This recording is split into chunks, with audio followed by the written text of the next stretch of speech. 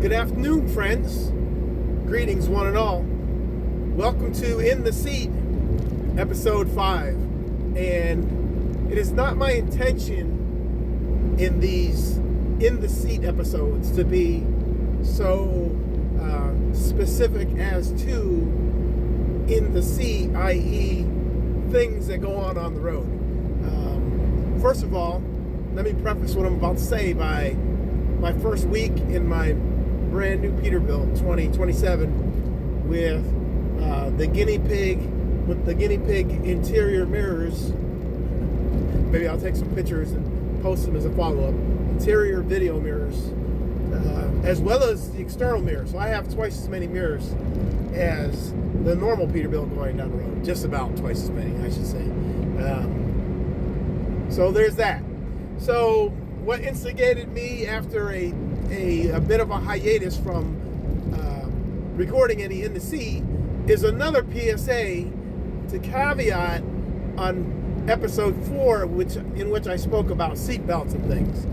And this just came to my mind going down the road because for those who don't know, I am a motorcycle enthusiast. I've owned and ridden motorcycles for the last 20-25 years or so. I was kind of a late bloomer, but I love them. I love riding them. So this is not intended as a kick in the teeth to my fellow motorcyclists. But let's make a couple of things clear, and you are perfectly entitled to disagree with what I'm about to say because I know some motorcyclists probably will take exception. Riding a motorcycle is a dangerous thing to do, no matter how you cut it. And I'm not going to go into all the nuances of why it's so dangerous, besides to say that you're on 2 wheels as compared to 4 for most of us, unless you're on one of these weird exotics that probably don't count as motorcycles. So you're on 2 wheels instead of 4 for the most part. Yes, there are guys on motorcycles that are trikes, so okay, you're on 3 wheels. You have, for the most part, unless you're on one of the exotics, etc., one of the things that may not be actually motorcycles. But if you're on a standard motorcycle, you don't have anything surrounding you. You have a windscreen to the front, but you don't have metal surrounding you. You're not in a cage, which is one of the things that people enjoy about operating motorcycles. That you're not in a cage, that you're in the open air and you're knees in the breeze, as we like to say, going down the road. But this has a drawback, and it makes it dangerous as well, because should anything occur between you and the other motor vehicles out there, the cars, the trucks, etc., those folks are wrapped in metal and you're not. So you get knocked down, and that's your body skidding along the blacktop, skidding along the pavement, running into things, running into trees, running into guardrails, running into signposts, whatever.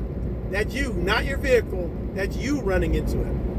And this is the reason why motorcycle accidents have a higher fatality rate, because you are exposed. They also have a higher fatality rate because a lot of motorcyclists won't wear the basic gear that could possibly save their lives. I'm speaking specifically about a helmet. Wrapping that head in something that'll keep you from bouncing just your raw head off the pavement and scrambling your brain. But I say all that for folks to disagree with, to say this.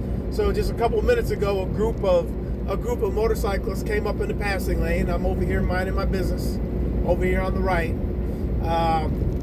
And this is not the first time I've seen this, and that's why I'm going to say something about it. So the lead bike in the group gets up to the corner of the truck, right up here to the corner, and for some reason, motorcycles feel this need that they need to cut across the corner of a semi, cut across that front corner, and establish alpha male dominance in the lane directly in front of me. Couple of problems. Number one, you shouldn't be coming that close to the corner of a semi on a motorcycle. That's number one. Number two, there's no difference between a motorcycle taking away the space to the front of me on the highway in comparison to a car or anything else. It's the same thing. You're still taking away my stopping space in the front of me on a highway.